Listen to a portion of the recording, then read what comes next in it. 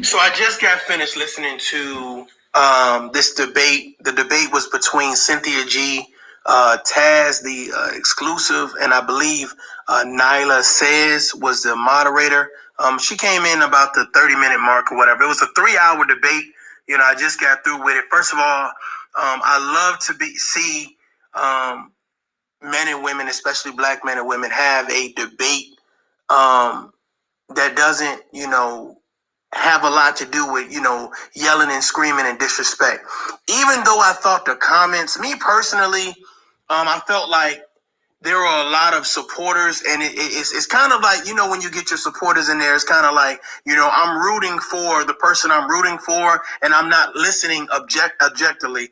And so I felt like that was kind of, I don't know if I guess Cynthia has more supporters than Taz, so you can kind of see the shift in there. It was kind of like, oh, he's making excuses, or he don't know what he's talking about. And, even though there were some very key points made by Taz, but what I wanted to say was it's interesting in these debates because it's almost like when the question is proposed, what are black men doing to actually take power, take power back, like to build communities, to build your generational wealth, to be equal or greater than, and we talked about, I didn't talk about, they talked about,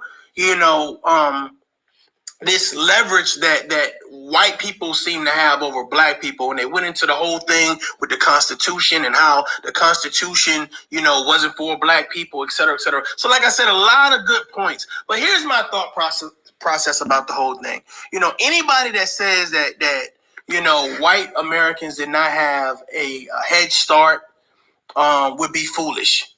You know what I'm saying? And it's difficult to say that you've had a head start. I'm gonna give this analogy. Let's say we're running a mile and someone allowed you to run 50 yards ahead. Okay. And then they pull the trigger and then tell you to go. Now, while you're going, you constantly have somebody yelling at you. Hey, you got somebody trying to trip you up, trying to push you out your lane. So your hardship is a little bit different than a person that's already had that 50-yard advantage. Now, my thought process is this. It seems to me that instead of black men and women being able to say, let's have a plan to move forward.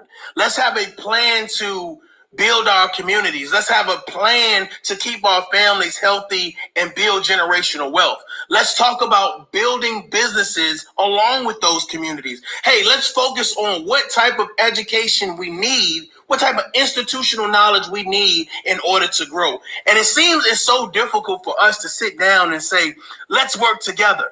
Like for some reason, there's a line drawn in the sand. And, women like Cynthia G's are saying, well, black men are not living up to the standards they're supposed to be living up to. They're not being protectors. They're not being role models. And they're damn sure not being providers.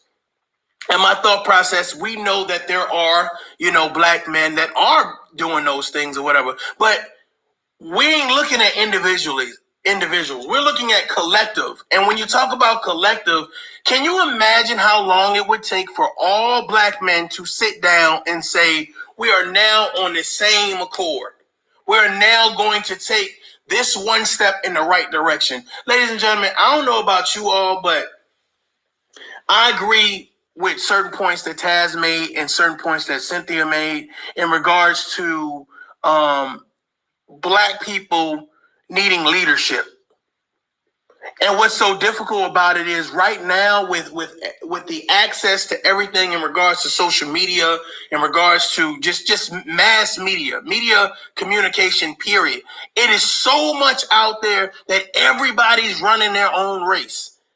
Everybody's running their own race. You don't see Jay-Z saying, hey, this is what we need to do, and he's a multi-millionaire. Hey, you don't hear Beyonce saying this is what we need to do, and she's a multi-millionaire.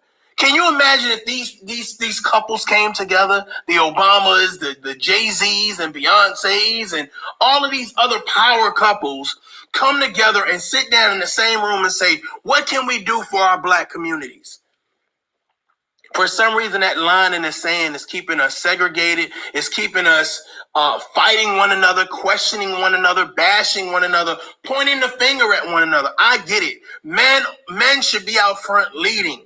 Unfortunately, what has happened is it's been a shift. It's been a shift in our family dynamic. It's been a shift in our work ethic and positioning and work to the point where now women are saying, well, I'm just as strong as you are. I'm making as much money as you are. So it's difficult to have a woman that's been a CEO of a company and say, fall back and listen to me.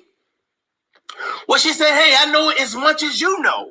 You know, why should I listen to you? And then now with these circles of support, you know, your support systems, no one's telling you to be submissive to any man.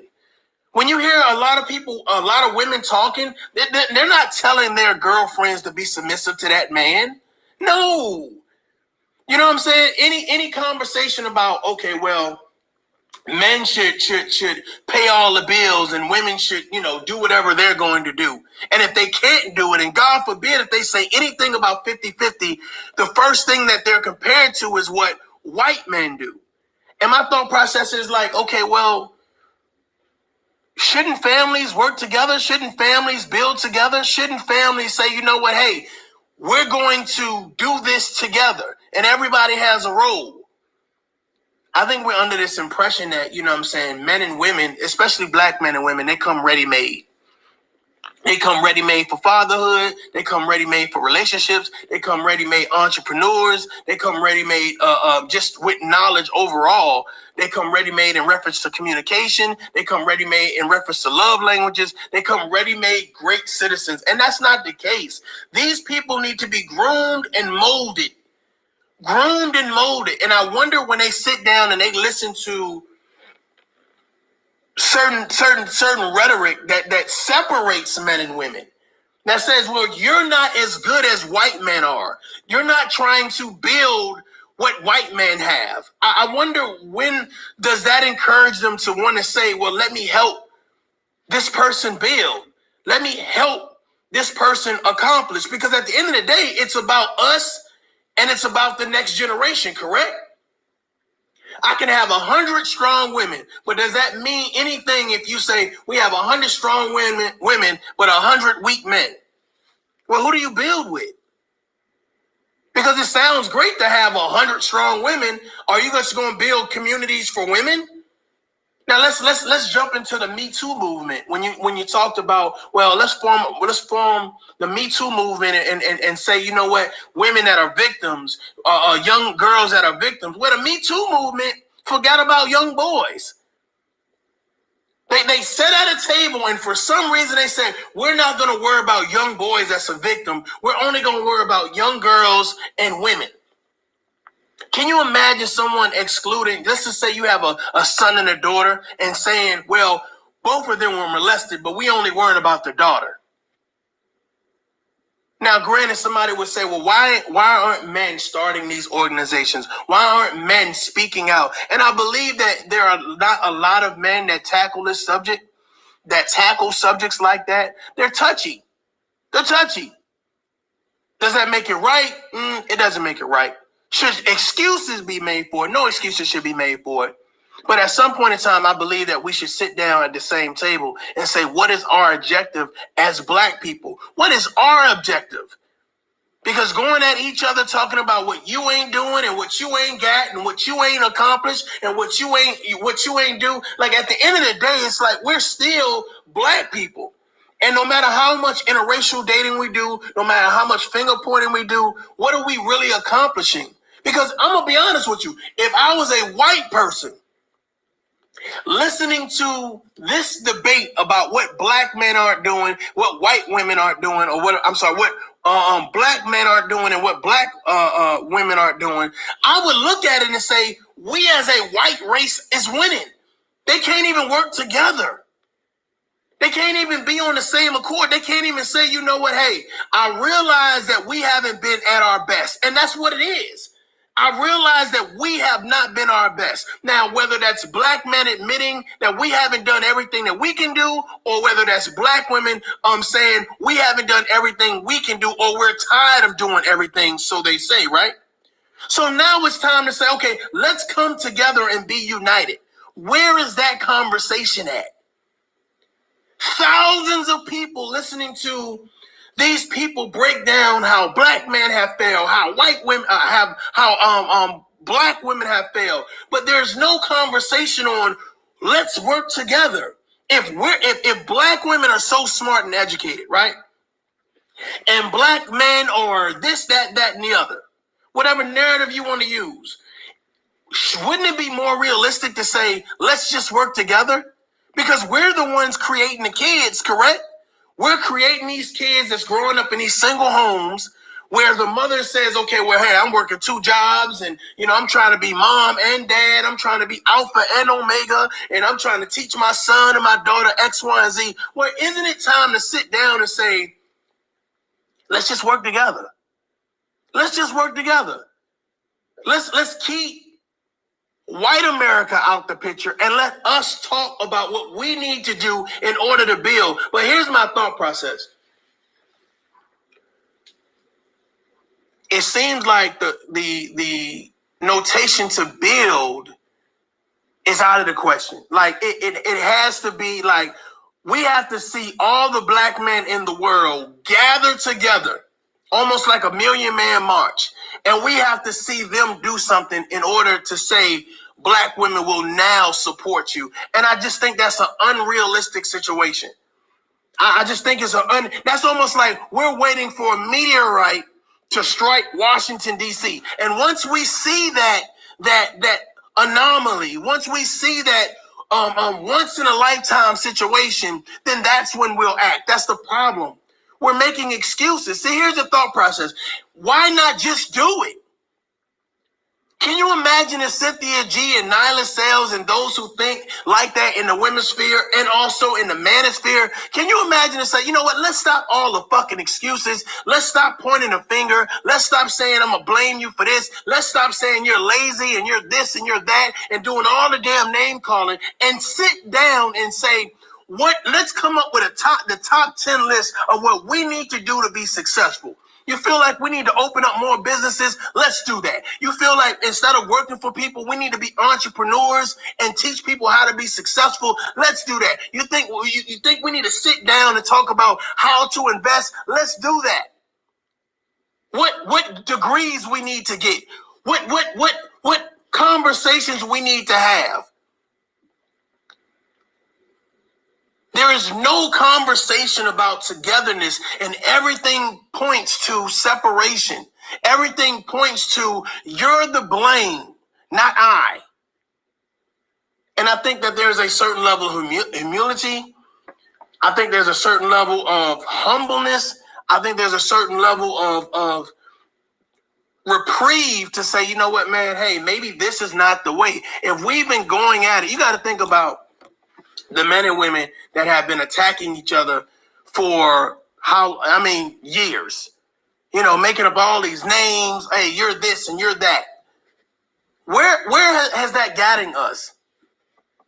We talk about what Black men have achieved or what they have not achieved, but what has the Black race achieved? Because really, at the end of the day, regardless if you have black men not saying, "Oh, we're equal to white men," or "We're taking over," and now, well, here's the thing. I find it very difficult for black men to overthrow the government, because essentially, we're talking about black men starting their own government in order to be respected by black women. Now, I would love to jump into a conversation with Cynthia G and Taz and Nala Sales. I would love to jump into conversation, because my thing about it is, what would be impressive to you? Because it's almost like when you have, let me use this for a minute. It's almost like when you have a baby mama who you guys don't get along, so whatever you do for the child ain't good enough, but when the new boyfriend comes in or new girlfriend comes in, whatever they do is just so amazing. So it's almost like, regardless of what you think black men haven't done, what can be done to be impressive? What can be done that is realistic? Because black men getting together all of a sudden saying, okay, well, we're going to start our own black nation. Okay, great. Well, my thought process, if women are educated and women are taking this role of, you know what, we're here now, hear me roar, you know what I'm saying, we're confident, we're sophisticated, you know, we're sexy, we're mothers, we're business owners. My whole thing, why exclude you from the conversation? Why exclude you from the work? Why exclude you from creating the standards or steps ahead? There are plenty of women out there that are CEOs that come up with business models and work out business plans and all this great stuff. So now when it's time to sit down, and they say great minds think alike, but when great minds come together, my thing about it is, why leave it to the men to do it? If you feel like men are failing, then why not say, hey, listen, let us sit down? For some reason, the us is not there. The us is not available. The conversation for us is not important. And that's what I guess I don't get. Maybe that's just me, and that's just the level of optimism that I have. But I feel like, why are we not having a us conversation? We've done the blame game. Hell, we've been very strategic and meticulous and ruthless, savage. We've done the blame game. We've come up with all types of great nicknames and, you know, little jokes and little finger pointing, and we've done that. People have been very successful, and they've been gaining a lot of money. But my thought process is, right now, when you get a black man that says, hey, this is what I feel like we need to do, well, is the first result to that is saying, well, let me question your sexuality. Let me question how many baby mamas you have. Let me question your credentials. And my thought process, well, my whole thing about it is, wouldn't it just be great to find two men and two women that says, hey, let's change the narrative. Let's change the narrative. We ain't got to agree on everything, but we're going to agree for the first 10 steps that we need to take in order to build. I'm willing to build. I'm willing to have the tough conversation. It's not about pointing fingers, because I know plenty of intelligent black women, just like I know plenty of intelligent black men. And the ones that I know, they just don't sit around saying, well, it's someone else's fault for the race. No, the race is responsible for the race. Not just the men, but also the women. Everybody has a part to play. And if you haven't been playing your part, or you've been overly doing your part, well, now my thought process is, how do you balance out the work? How do you balance out the effort? How do you get the conversation started to make people say, you know what, it's not about just the men doing something. It's not just about the women doing something. It's about all coming together and actually putting the effort to say, let's stop name calling and let's start building.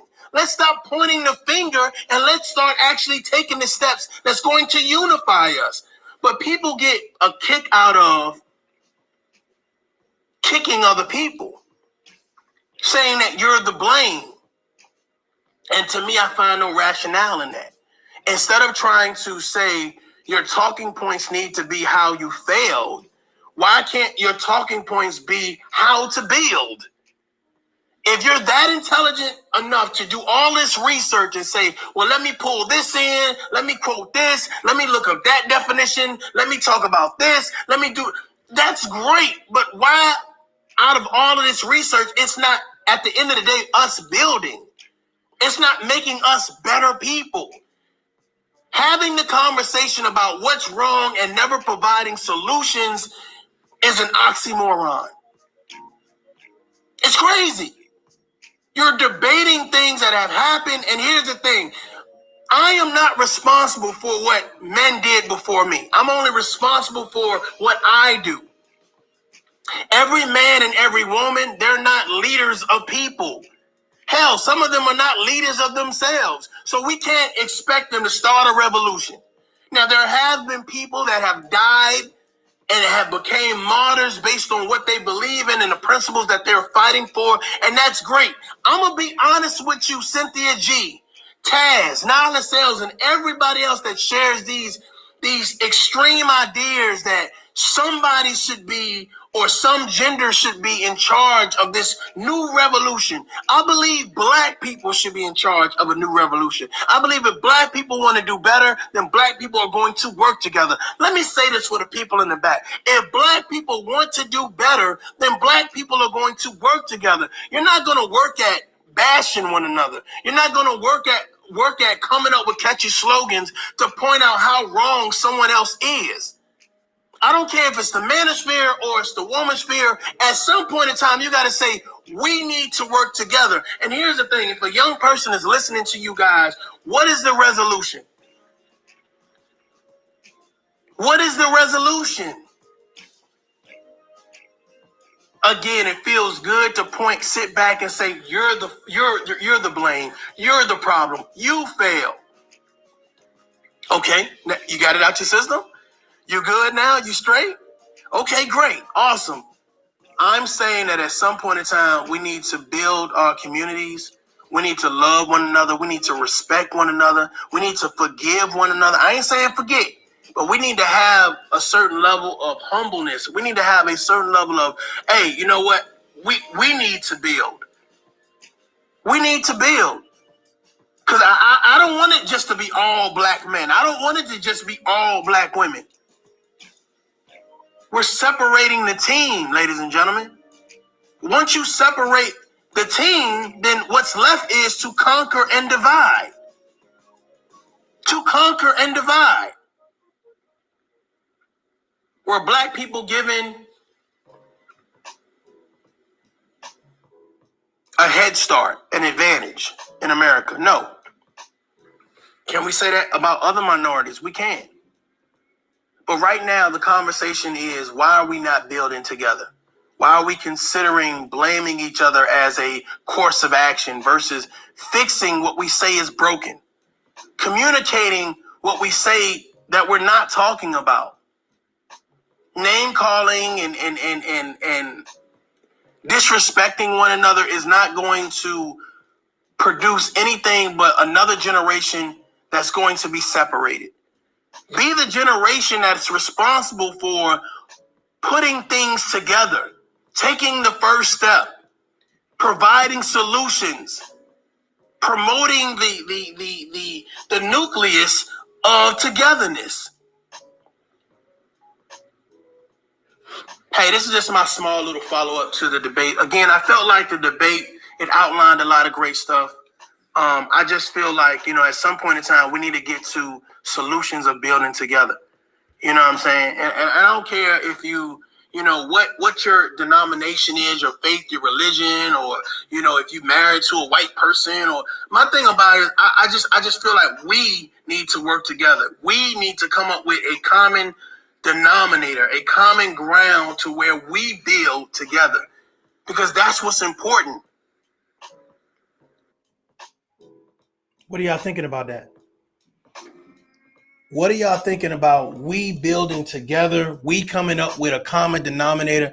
It is great to hear all the back and forth between men and women in regards to discussion about building, because every time you have Women getting together, they have their discussion about building and what they think needs to be done. And every time you get men together, they have their discussion and what they need to be done. But for some reason, there's no common denominator. There's no ground that everyone sits at the table and says, hey, this is our list. Let's look at your list and let's make a list.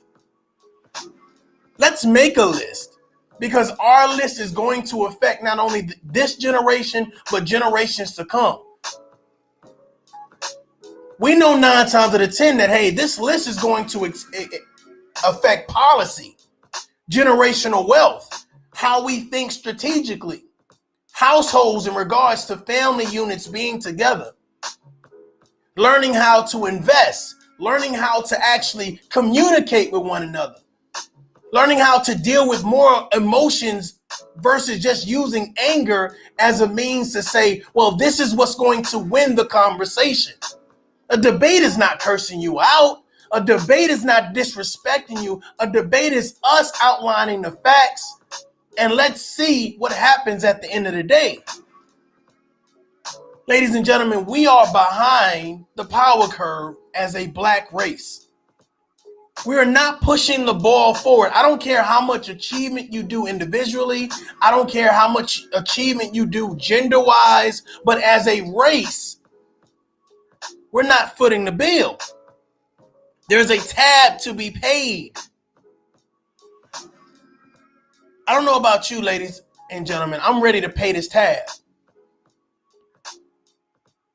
But we got to be confident. We need people who are not only educated, we need people that are strategic, people that are willing to provide solutions. It's a lot of people willing to have a conversation.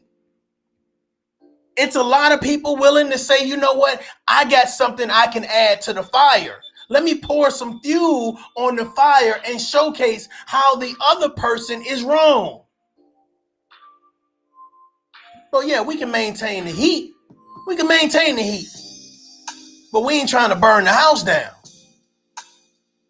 Ladies and gentlemen, it is time for us to sit down and have the tough conversation. How do we lead together? How do men and women sit down at one table and say, what do we need to do? Pointing the finger at you is not going to empower me. Pointing the finger at someone else is not going to empower you. I don't know about y'all, but I'm ready to build. Think about it. Until next time, this is Mario J. This is Tough Love. Y'all are dope up. Peace.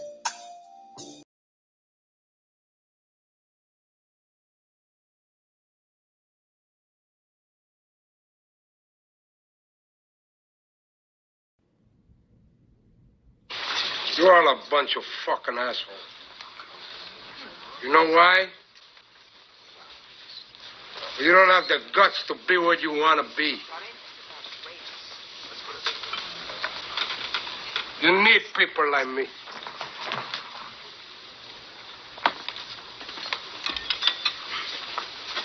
You need people like me so you can point your fucking fingers and say, that's the bad guy.